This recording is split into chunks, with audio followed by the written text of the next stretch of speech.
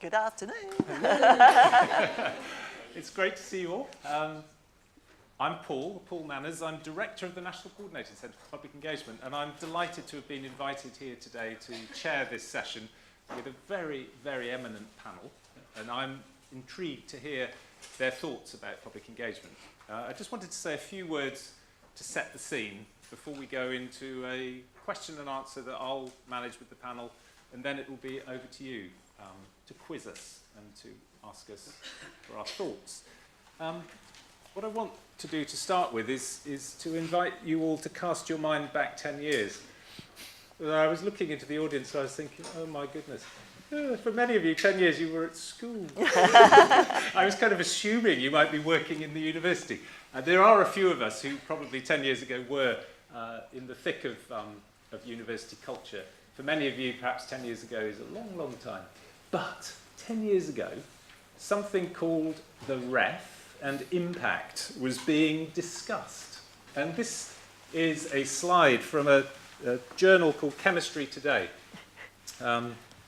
Research funding plans should be abandoned, say academics. Thousands of academics and researchers have signed the petition, which was delivered, I believe, to Downing Street. 18,000 signatures saying that the idea of assessing the impact of research was absolutely fundamentally a stupid idea. It was going to really disrupt the quality, the independence, the freedom of academics to do good work. And I think the point I'm trying to make is, gosh, things have changed a lot in the last 10 years. But I think one of the themes that we'll probably explore is this idea of change. The REF was very much about trying to effect a change in how research was assessed and valued. Since that time, many of you will be aware of or have heard of these acronyms, the TEF, an attempt to kind of put some kind of measurement on the impact and the outcomes that arise from the teaching in universities.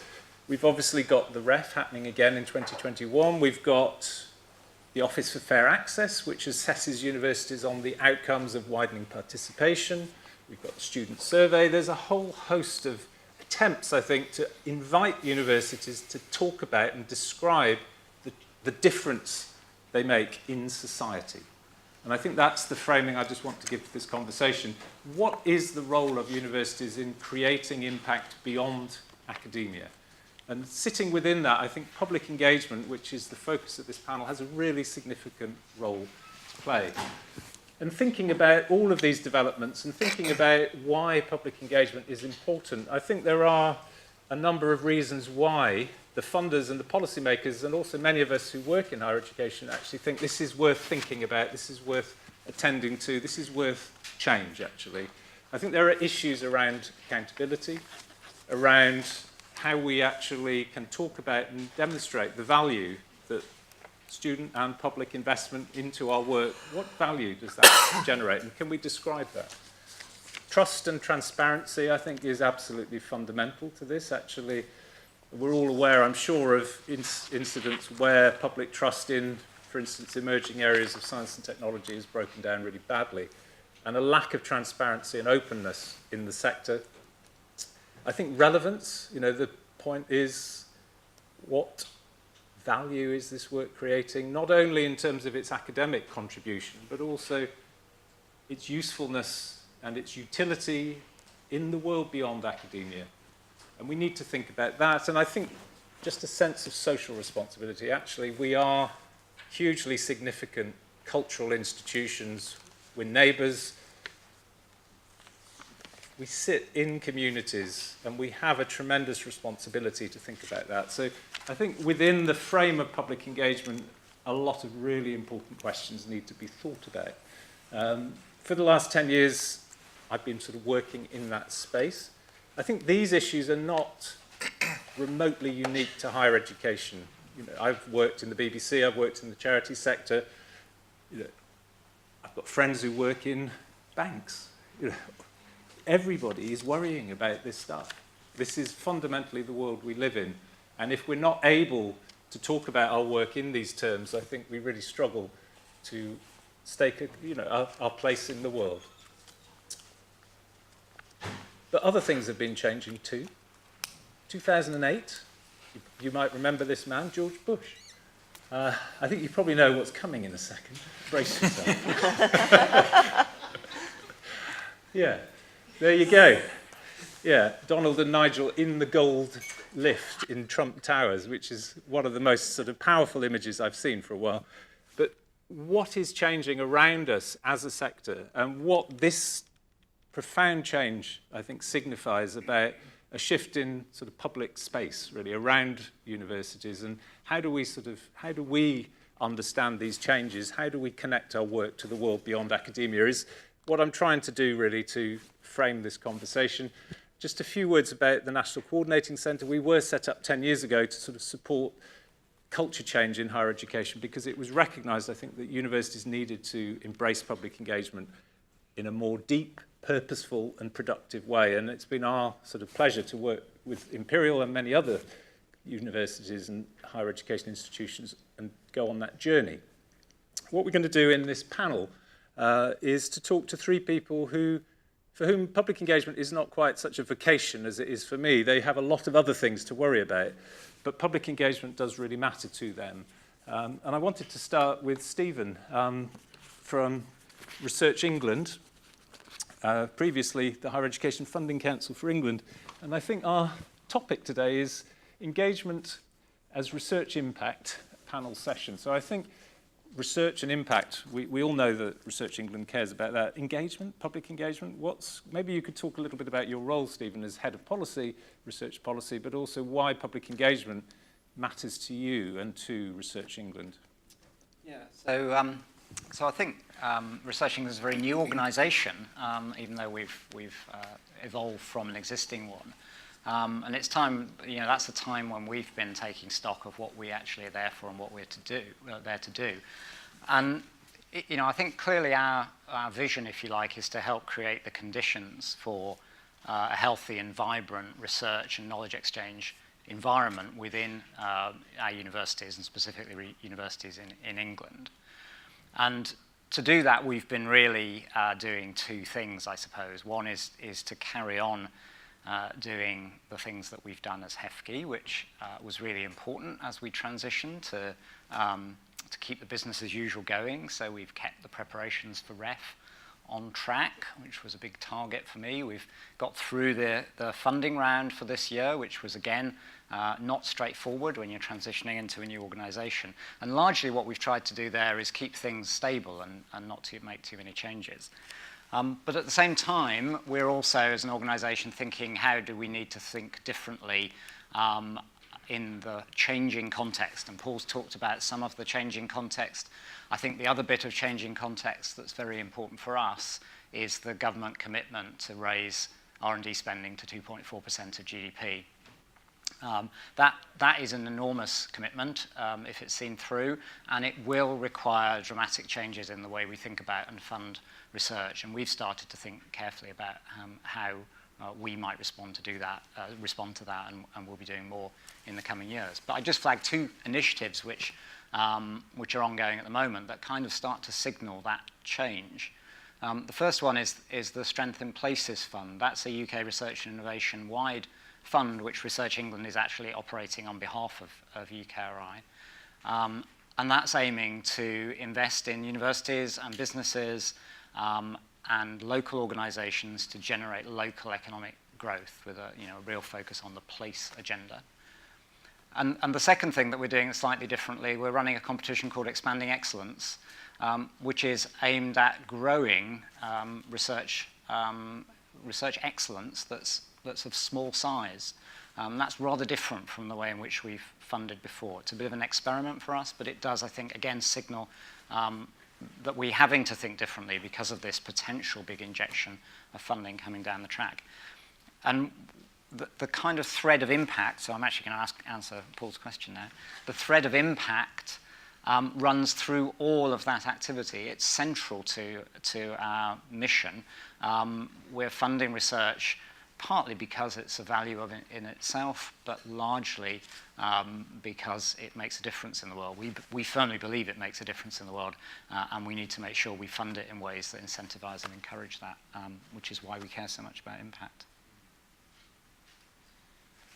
Maggie, thinking about about public engagement and how Imperial makes sense of it. You are Vice-Provost for Societal Engagement and... It's a bit more complicated than that. Oh, But It will do. the title doesn't really say what you've just said. So. Yeah. But I think I'm just curious to understand how Imperial makes sense of this sort of landscape. We've got public engagement, we've got societal engagement, we've got impact. How do you frame that in Imperial? So I think we have many different strands to our engagement activity. That's why we called it societal engagement rather than public engagement with research or anything like that. And that includes, of course, schools outreach, primary, secondary schools outreach, widening participation. We're becoming increasingly interested in not just outreach which targets STEM activities, but which addresses the needs of children that won't ever come to a university like Imperial, but who need to go on some other kind of journey, so providing them different opportunities. We have very strong patient engagement with research, which involves patient and relative groups to try and improve healthcare pathways. We're talking a bit about the Pechakucha play that we heard about, how by getting input from the public, those pathways are better. We have a whole new community to engage with out at White City, and I think the community's engagement's kind of an interesting one because it's like a little microcosm of everything else that we do, but that is all brought together in one place. But that sense of place that Stephen described, I think, is really important because the people in that place are very different to the people that we have historically engaged with. And of course, public engagement with research is a part of that activity. And what we've done in the college over the last couple of years is bring all those strands together. They're not all sort of directed by me, but we bring them all together because we can all benefit from each other. And through joining the dots, we actually create a much greater impact. Yeah. And why have you chosen to do that? Bring things together. Yeah. And to sort of, I guess, put somebody in a position like yours of seniority with a responsibility for that. So we have very strong support from the leadership, from President and Provost. And bringing those strands together, I think, allows synergies between the groups. You know, we're all here today. We've got all sorts of different people who are delivering engagement or maybe involved as an engagement professional. So I think it just makes our activities synergistic. And of course, the sort of interesting thing about a place like Imperial College is that academic leadership, particularly I think for things that are perhaps viewed as a bit off-piste, and maybe we'll get talking about being off-piste or on-piste later on, it really is an enabler, I think. And I've been in this institution for 23 years.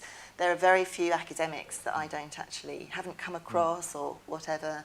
I've had a couple of other leadership roles, so I do understand the value of that voice at the table, actually. That the academic often has the opportunity to be the voice at the table, to shout about reward and recognition for not just our academic staff, but for all of our staff who are involved in engagement.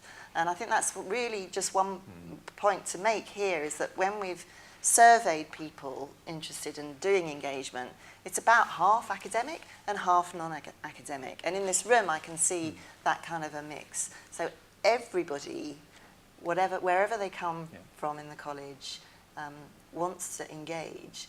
And so bringing people together, having some leadership, I think, can catalyse and synergise things. Nick, turning to you, and sort of narrowing the focus, because I think Maggie's explained the breadth of interest that there is in Imperial across a whole range of different ways of engaging. Thinking specifically about public engagement with research, and how does that sit within your portfolio? Because you are Vice-Provost for Research and Enterprise. Is public engagement a significant part of your role?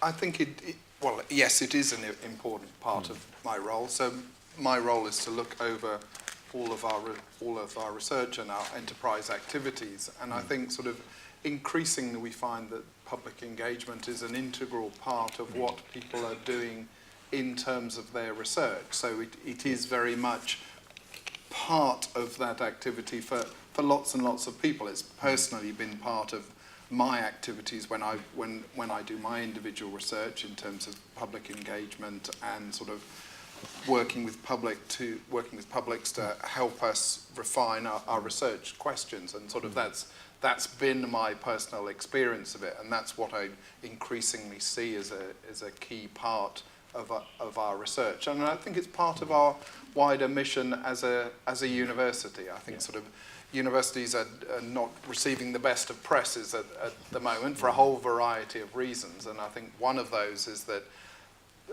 certain segments of the public don't really get a good understanding or a good feel for what universities do and what research is. It sort of seems very far removed from their activities, and I think sort of explaining what we do, working with them, showing it, getting feedback on the research that we're doing is part of that sort of broader role of what universities are about these days. Great, thank you. So just thinking a little bit about this idea of change and what's changed in the last 10 years. Stephen, I just sort of was interested in this idea that I guess people talk about the culture of a university and the fact that those cultures perhaps need to change to keep track really with what's changing around universities, and if that change isn't happening quickly and being effectively led, then the risks that Nick's just alluded to of universities getting increasingly out of touch with society are profound. I just wondered what your perspective was on this idea of culture and culture change. Yeah, so culture change and culture is quite a complicated issue. I think what makes the culture of an institution is dependent on a whole range of factors. And I think different universities have different cultures, and they start from different places when it comes to this agenda around public engagement. But I would, I'm going to take the history back a few years earlier than you. So, when the notion of impact and the importance of engagement was starting to be surfaced in policy discourses around the middle of the noughties, around 2005, 2006, I can remember going to universities and having regularly exactly the same conversation with people. And the conversation went something like, I really want my research to make a difference in the world beyond academia. That's why I got into it in the first place. But I'm constrained by this thing called the RAE that says my performance is only measured on the basis of academic publications and nothing else. And that, in a sense, that type of anecdote, which is repeated over and over again, so becomes data, is what drove the move towards deliberately and actively rewarding impact and engagement from research. Because, so in a sense, it was a response to a culture that was already there, in places at least, within institutions. And I think what we've sought to do in the last decade is to foster that existing culture, but also spread it more widely. Yeah. Maggie, you've been sort of involved in culture change here.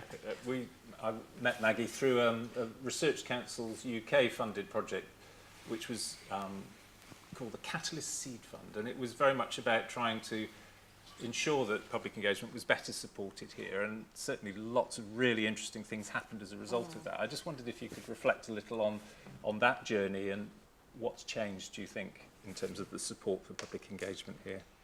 Well, the support that you provided brought Vicky Brightman, there she is, which is quite possibly one of the most significant things it did. Yes. And I'm delighted that we've managed to retain Vicky and grow the team through people like Amy and so on.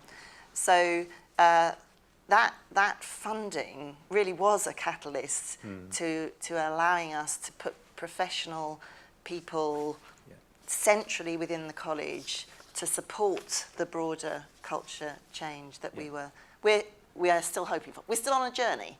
We're definitely not there yet, but I think we've made some significant steps along that journey.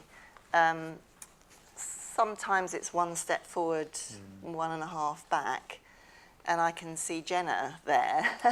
Jenna as a engagement professional from the bioengineering department, and actually that role was kind of pressured in the department. Yeah. So whilst bioengineering at one stage had a dedicated person for their engagement activities, that's been pressured out of the system. So I'm acutely aware that in times of financial constraint, the sorts of activities that we're talking about today can come under threat. Pressure, yeah. So I think we're very much on the journey. We're very determined. We've got lots of absolutely brilliant activity going on, but I can't take the foot off the pedal yet.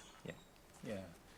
And in terms of the culture here, how long have you worked here, Nick? Just over 2 years Yeah. now, so I can't meet Maggie's No. 23 years. But where did you come from? I came from Southampton. Right. So what have you sort of noted about the culture here compared, say, with Southampton? Is Imperial distinctively different? And what's special about the culture here, do you think, particularly in relation to engagement and impact? So I think particularly there is a distinct culture here from other institutions that I've been involved with and that I see. I think particularly around impact, Imperial is very much at the forefront of wanting to show impact for their research. We do excellent foundational research, and that's what you would expect for a leading university like Imperial. But I think there really is a real strong ethos here in terms of getting our research out of our labs and not only writing excellent papers, but actually seeing that translate into societal impact and benefit. It was in our founding charter for research and education for the benefit of society, right from when we were formed, that was part of it. And I think that's one of the really distinctive bits about Imperial. And I think sort of that's impact in general. I think sort of in terms of public engagement, I think sort of a leading place like Imperial really putting the spotlight on it and saying, this is important. I was at the awards ceremony last night where we gave out a number of awards alongside research, education and societal engagement. They were sort of put together at the same time and giving out the same level of precedence, President's Medals and awards. And I think when a leading place like Imperial does that, I think others notice and think, absolutely. If this can happen at Imperial, why aren't we doing more of it ourselves? Sure. And it's interesting, I can see Stephen in the audience, and I just joined the end of his session where he was talking about the history, and I think we can go a long way further back than the noughties. You were talking about Francis Bacon and the founding of the Royal Society, but that sense of science and its place in the world has gone through waves, hasn't it, over decades and centuries even. But clearly a very significant moment for us is the REF remains a very significant kind of gravitational force pulling people in the sector. And Stephen, I just wanted to end this sort of conversation just talking a little bit about the REF and to think about public engagement and the REF. And for you to just perhaps reflect first on what contribution do you think public engagement made to the REF in 2014? So I think the analysis you did with colleagues at National Coordinating Centre demonstrated, I think, that the impact case studies submitted to REF had public engagement running through them. That a large proportion of them had some elements of public engagement included, and many of them were very strongly focused on impact delivered through public engagement. So I think that's a real positive to build on, and I think there were concerns prior to the last REF about the way in which panels would treat case studies, say, that were based around impact through public engagement versus impact through commercialization or and so on. And I think the answer from the analysis is that it was equally possible to get a 4-star case study that was based on impact through public engagement as it was through commercialization or healthcare benefits or anything else. But I do think there is I think we need to up our game in this for the future, and by us I mean you. In that I think the majority of public engagement that featured in impact case studies in the last REF was about public engagement as a route to impact. So the impact of the research was changing the understanding, knowledge, attitudes, behaviour of the public, cast very broadly, and so public engagement was a way in which that could be achieved. And I think that's really important and valuable, and I wouldn't want to play that down. But I think what there was much less of was viewing public engagement as a way to legitimize the decisions that are inevitably taken, the value choices that are inherent in any kind of impact journey. And that really gets more to engaging the public in shaping research directions, patient involvement, as Maggie has talked about, in healthcare-related research, and actually bringing publics into the heart of the research process. And there was some of that in the last ref, but I'd like to see much more of that in the future. In terms of how we frame public engagement in the ref for next time compared to last time, I think it's too early to say because the panels are currently deliberating on that very question. But I think one of the things I would say is that I think we were very open to public engagement last time. That's reflected in the case studies that were submitted, and we'll seek just to make that even clearer for the future, for the next ref. Yeah. Okay. Maybe we should just take a pause. Maybe just have a little chat with your neighbour about what you've heard, what's interesting you. Do you have some questions for our panel? There are things I'd love to pick up with them, but I think over to you just to have a few minutes just talking amongst yourselves and formulating some killer questions. Not too difficult. Thank you. So, let's start. Yeah, we've got a microphone. Thanks for all your presentations. Just before our lunch break, we heard a fantastic set of Petra Kutcher presentations about people doing their own examples of public engagement. And at the end of that, Maggie asked them all, what's the one thing that Imperial could change to help them do more engagement? And I'd like to maybe pose that question maybe to Nick and Stephen and ask, what's the one thing you think Imperial could do to get more people doing public engagement? Ooh. That's a good maybe start. to Maggie as well. So why don't we take the challenge?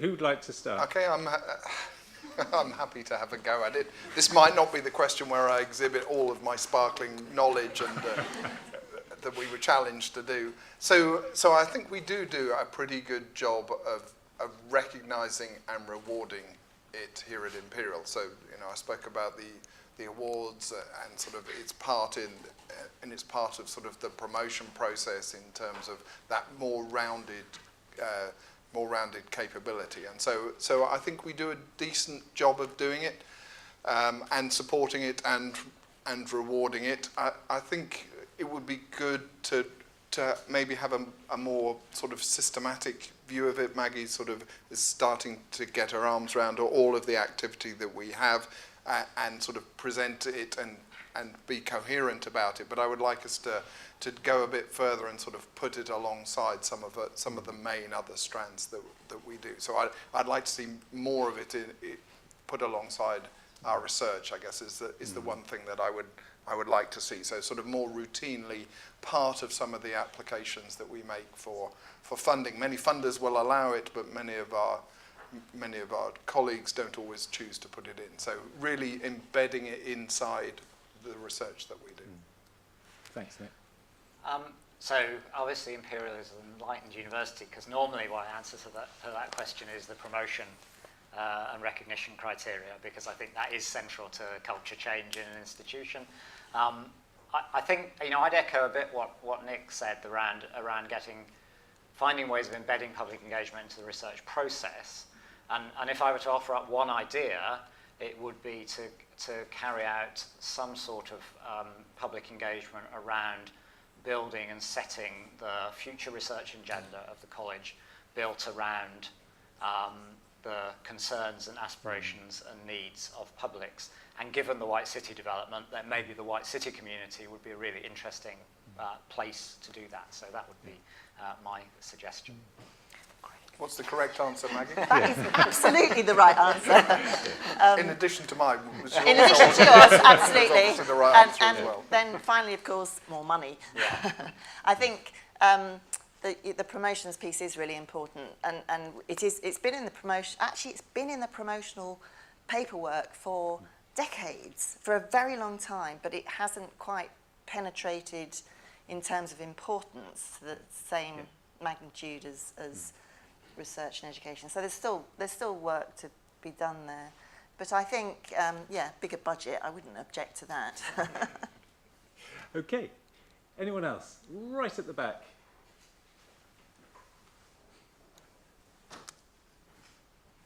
Hello, so is that on? Yeah. I'm a pure mathematician, and I have to say, so it's really a question for Stephen. I feel I like going into schools, and that's great, and I can see how I can do kind of basic maths, with schools. But when I hear things that are saying kind of you have to, with impact is all about going into businesses, asking the public what we should be doing as pure mathematicians is just, they don't understand the words, let alone, could guide. So what am I meant to do? Would anybody else like to add to that? Or does that chime with something you wanted to ask? Or would anybody like to add something to that? Yeah. I think there are, there's fantastic opportunities now with research councils to bring in funding to do public engagement related to your research, and that be recognised and valued through these impact statements. But as mathematician just said, if you want to do public engagement that has a broader area of interest, or like some of the community engagement that we're doing at White City, how is that going to be valued sort of externally, I think, by, maybe not Research England, who's going to assess that activity, and how's that going to come back into the colleges? I don't know. That's okay. So it's slight development of that point. But would either of you like to begin to respond to that?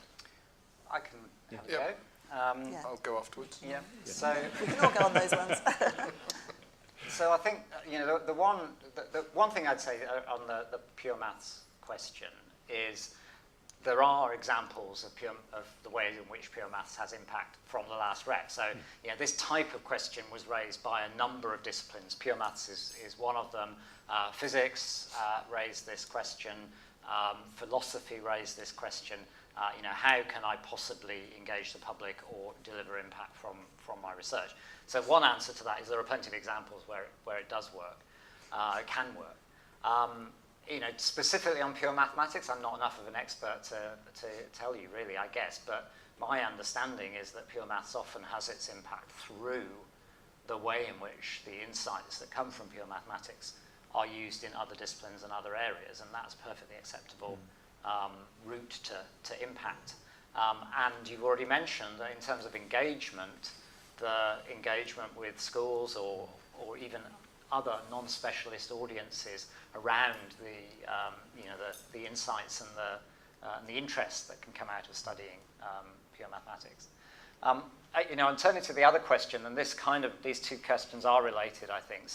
So from a Research England and a REF point of view, it is really important to emphasise that we are shining a light on a particular part of impact and engagement, and in no way are we seeking to say that part that's directly related to research is more valuable than the others, and there are other parts of the system that reward that. And I think Nick in his earlier comments said something about, it's part of the mission of the university to engage and deliver impact broadly, and I think that's true of most universities, and I think they will do that irrespective of what we reward through things like the REP.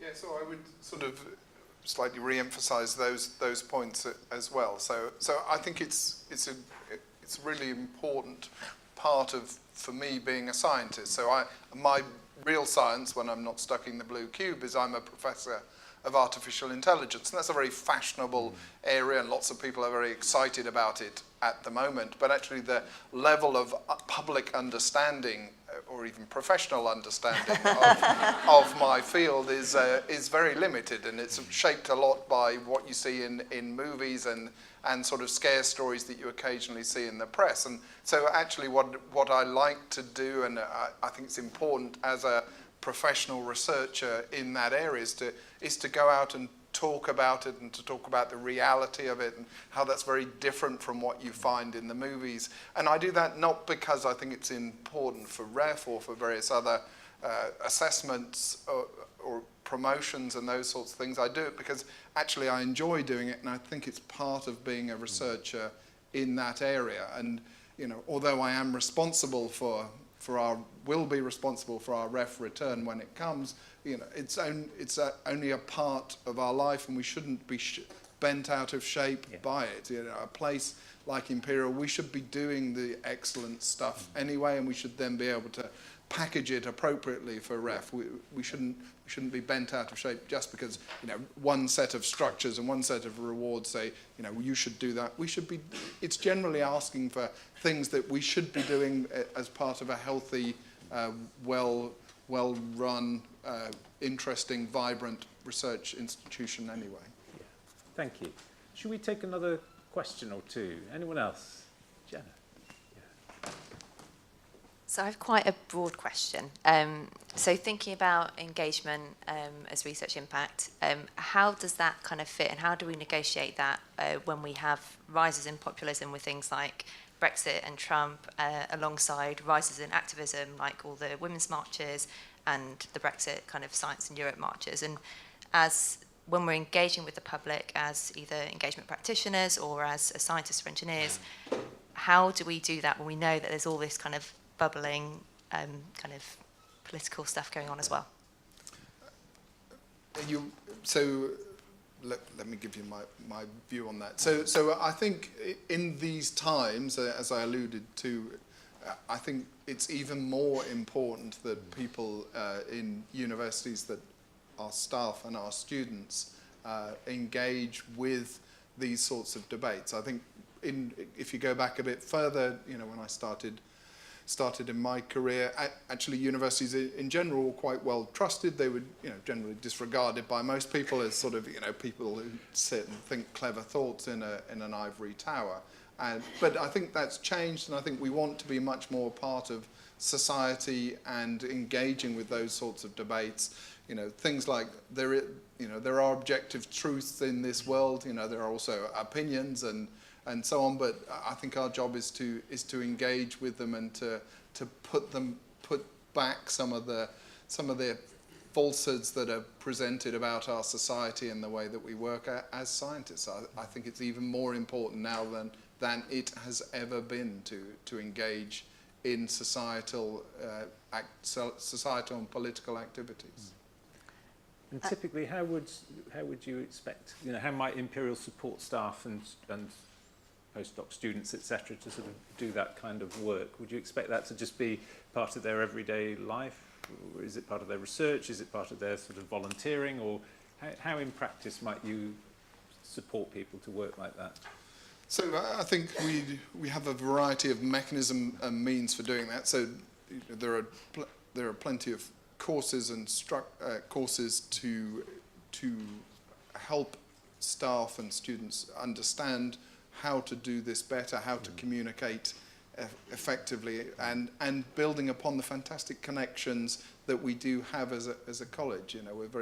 We are privileged to be in London, a very well connected and important place where lots of people pass through, and I think we have lots of opportunities to do that. I think it is an integral part these days of researchers, students and postdocs. I think it's part of what many of them want to do and are increasingly doing. I think life is increasingly less about just your published output. Yeah. I'd like to make a comment about the Brexit-Trump thing, actually, because a very large proportion of the people that we engage with didn't vote for Brexit, wouldn't have voted for Trump. And being in South Kensington, with people walking past our doors, the people that go to the Science Museum, that's been quite easy in a way for us to engage with those people. I think that's not true around the rest of the country, and of course if you looked at who voted for Brexit, there's a pretty good correlation between having a big university town and voting to remain or not. So I think now for the college we really have to think about how do we move out of actually South Kensington and start addressing those kinds of questions with the much broader public. there's an opportunity for us to do that in White City, and I think we can learn. We've already learnt a huge amount actually from that.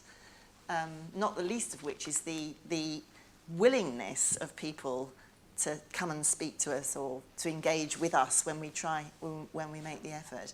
And I would hope that we can then think about moving that actually around further than just our local environs. In terms of, get back to the incentivisation issues again, that will keep coming round until this is truly an accepted part of the academic career trajectory of everybody in universities. And just to comment on the maths, going to talk to school kids is every bit as important as thinking about trying to engage the public with your pure maths. I mean, I was having this conversation with Kevin before. Kevin goes to schools and talks and inspires children to think that maths is important. For me, that is just as important as having a ref impact case study. So, it's never to do with my research.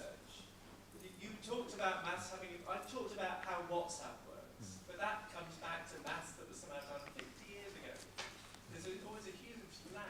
But it doesn't matter, Kevin. I think It doesn't matter. I think we're talking about a whole broad range. Scientists. It is now, and it's important that look. I say we did this 50 years ago. It just happened to be useful.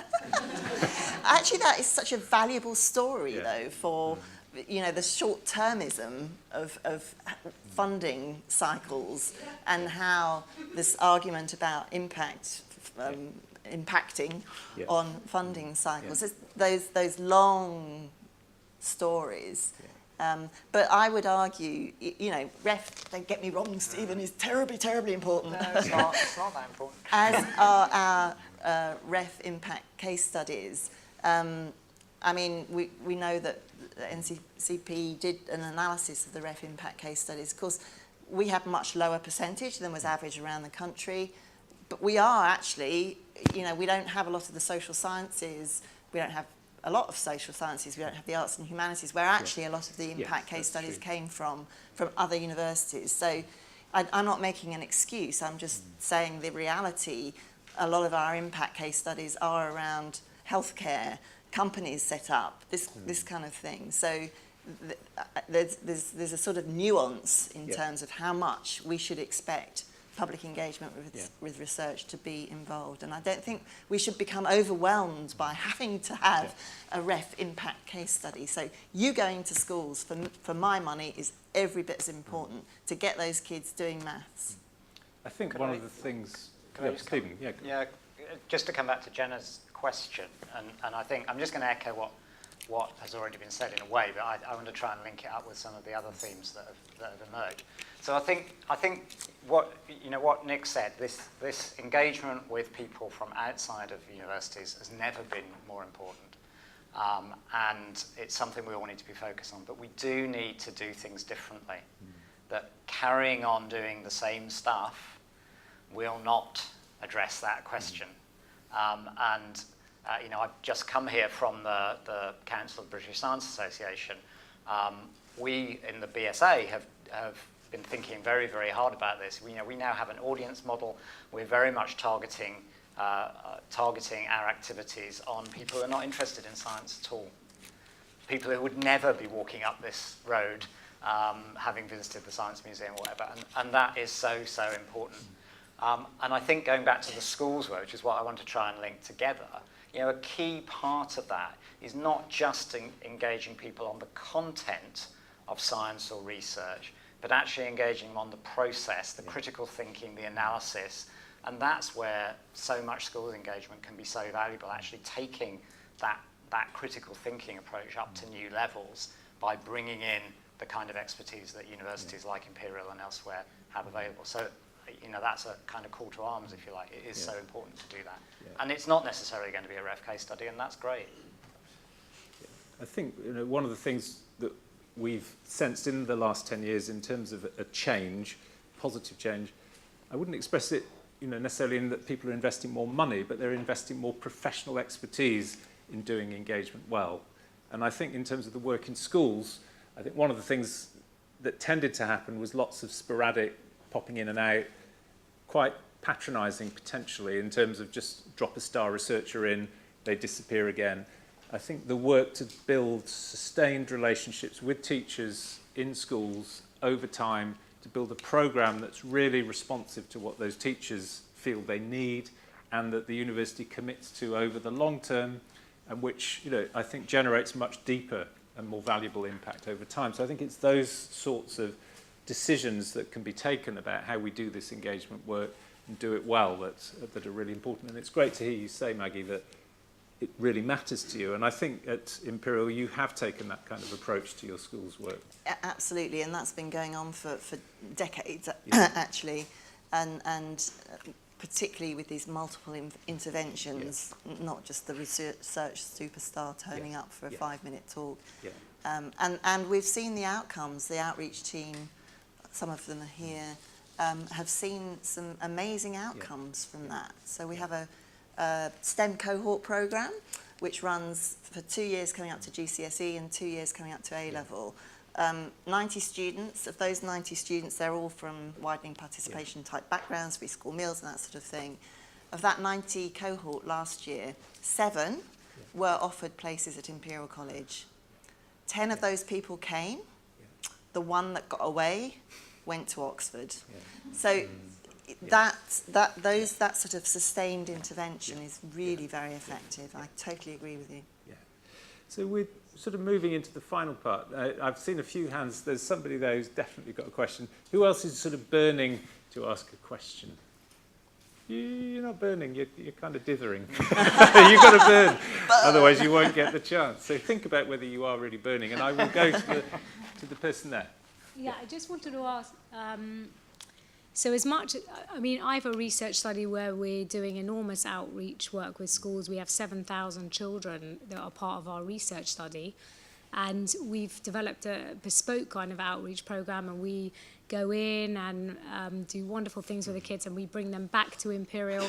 And as you're saying, Maggie, in our own research study, we've actually, from the work experience placement students who come and work on our research studies, we've actually, 2 of them have started medicine at Imperial. So we're obviously very excited about that kind of thing as well. And we do that, and it's great, and we love doing it, and we think it's very important.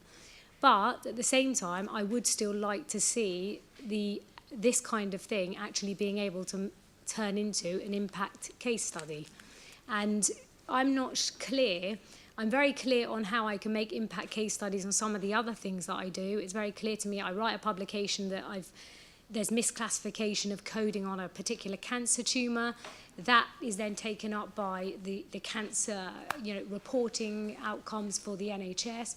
They change the coding practices. We then get the WHO to change their coding practices. And it's all fed through. I can show a trail because I can actually say that how they've shown that they've changed the coding, they actually reference back my publication. So therefore, there's a clear trail. It goes into an impact statement. It's very useful, etc. When it comes to this kind of work in terms of engagement, and I'm not clear whether we've all been talking about only engagement or also involvement, and engagement and involvement are a bit different in research. But I happen to do both. But I'm not clear how I would ever be able to demonstrate that kind of very clear trail that would show somebody on a ref panel exactly what I have done. Then is due. The outcomes are 100% due to what we have done. And I think it's, as much as we say it's all important and Imperial's doing it all, at the end of the day, just like we're saying, what encourages people is promotion. Yeah. Well, it really would encourage us all if we could write that impact case study. But there's got to be really clear criteria for us from the ref panels to show us exactly how we can demonstrate the impact of our engagement. Otherwise, we're all doing fantastic work, but it's quite hard to actually show that. Yeah. So I would answer that in there are 2 aspects that strike me from what you said. The first thing is, I'm sorry, we are not in the business of squeezing everything into the ref. The ref is there to do some very specific things around impact, and we can't possibly put everything in there. So we do need to keep some boundaries around what counts as impact in the ref without, and I'll say again what I said earlier, without in any way putting value judgments that says the things that fall outside of those boundaries are in any way less valuable than the things that fall within. And I think, you know, within institutions, we would encourage people not to value things differently in that way. But the second part of your comment was really about the difficulty or the challenges around evidencing impact that arises through particular types of engagement. And I would say two things in response to that. The first is that, and we will be clearer about this time round, the ref impact case studies need to demonstrate contribution, not attribution. So what you're talking about is hard attribution, the ability to have a single chain of events with links in it that demonstrate that what you did in your research makes a difference in the world.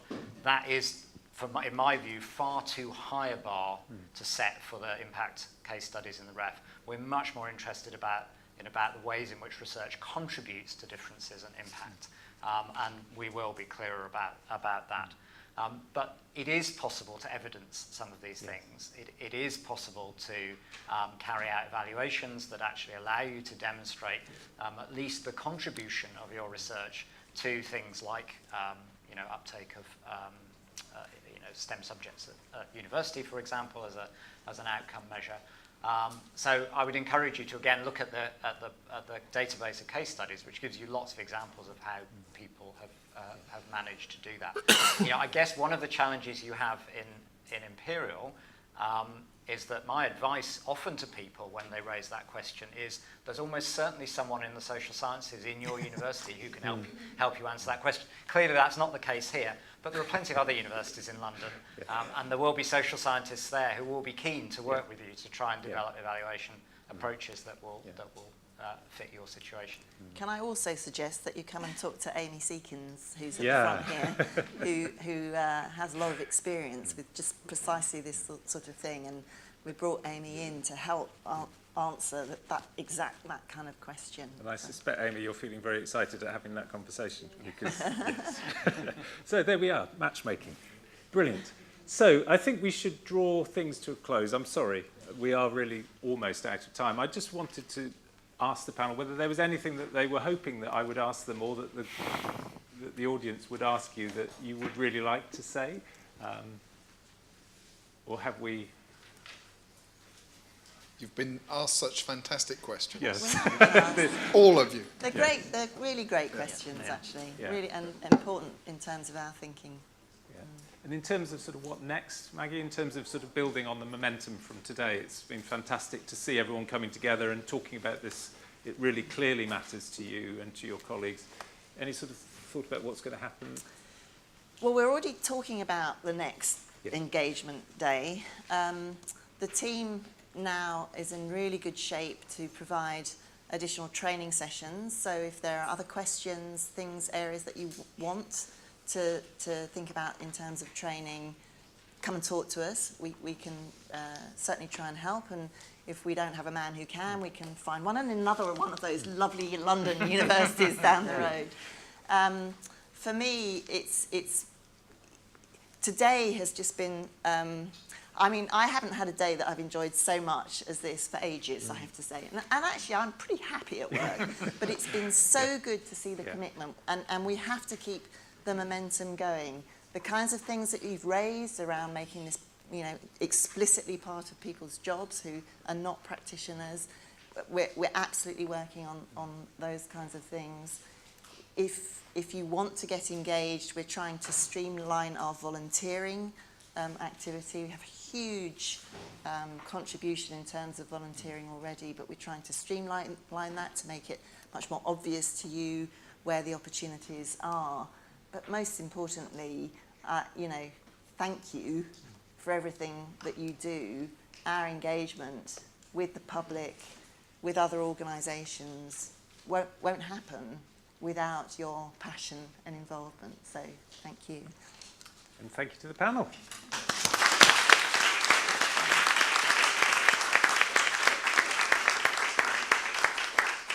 I've just got a few more words to say in closing the session. Thank you, Paul, very much for coming. Paul's come from Bristol, to do this session, and I gather is on tour at the moment and is going to Oxford and Cambridge in the next few days. So very glad that we got him first. Thank you, Paul. I think, you know, NCCPE really leading the way in terms of supporting universities in their efforts here, and it's very much appreciated, and that support, that friendly person on the other end of the phone is really, really valuable. Stephen, thank you so much for your insights, and we'll continue to explore with you, you know, how best we can portray our impact for REF. But it's not just all about REF, and we've heard from Nick. And Nick, thank you for coming all the way from the Blue Box. Yes. They don't let us out very often, so it's quite exciting. It's always a pleasure to get out. But, you know, it's really important to have Nick's backing that this is going to be an important facet of our research, or it needs to continue to be so. Of course, these sorts of days don't happen without a huge amount of thought and effort put in, and so I'd like to thank everybody that's been involved in this, and particularly members of my team for the work that they've put in. So particularly Vicky Brightman, Amy Seekins and the Public Engagement with Research team, as well as Anthony Wilkinson, Catherine Dady and the Enabling team. So thank you very much indeed.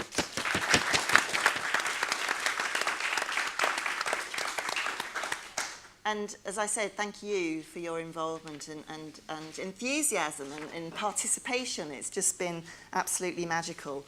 And without your efforts, we can't do any of the things that we really think are important. Hopefully you've got some new insights, some cool new ideas, a desire to do a Pecha Kucha or a Machu Picchu, as somebody said. And hopefully you've made some new connections, and this will help you with your work. The contact details of the engagement team are in your packs, so please feel free to contact us with any questions. And Amy is never one to miss an opportunity to get some feedback, so she can do some evaluation of the day. So there are feedback forms in your packs, and please do fill those out. Let us know how you benefited from today, anything that you'd like to see in future sessions like this, and indeed how you think we can best take forward and build on the momentum that we've gained. So if you can hand them in on the way out, that would be great. So thanks once again, and see you at another engagement event very soon. Thank you.